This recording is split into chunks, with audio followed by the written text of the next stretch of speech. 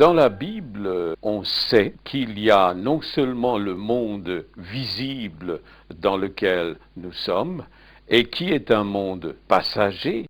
mais qu'il y a aussi un monde invisible qui normalement n'est pas perceptible à nos sens, mais qui peut, dans certaines circonstances, devenir sensible et visible. Et je pense par exemple à ce moment assez étonnant où Pierre, Jacques et Jean sont avec Jésus sur la montagne de la Transfiguration,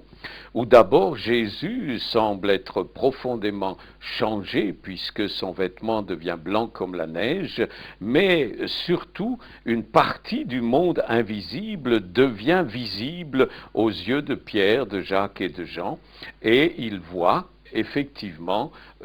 Moïse et Élie qui s'entretiennent, donc sans doute ils entendent même ce qui se dit avec Jésus. Pierre sera profondément bouleversé et dira d'ailleurs, est-ce que je dois construire quelques tentes, une pour Jésus, une pour Moïse, une pour Élie, et finalement ils ne verront plus que Jésus seul. Donc là, le monde invisible, quelques instants, est devenu visible. On retrouve ça déjà dans l'Ancien Testament, où à un moment donné, les Syriens entoure la maison du prophète Élisée pour le capturer, et le serviteur d'Élisée est effrayé, et alors Élisée, qui lui reste extrêmement calme, prie et demande à Dieu de lui ouvrir les yeux, et à ce moment-là,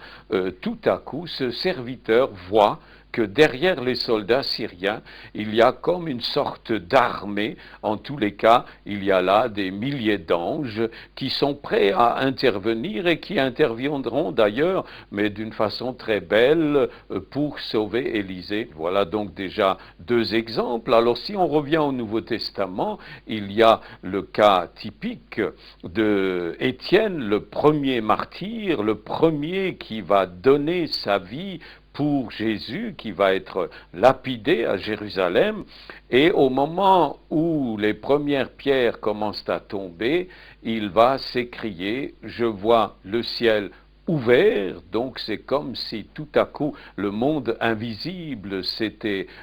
ouvert, si tout à coup il pouvait voir ce que normalement on ne voit pas, et en l'occurrence il voit Jésus qui se lève pour venir à sa rencontre et l'accueillir. Jésus parle aussi encore au bout de son chemin, lorsqu'il est sur la croix de Golgotha,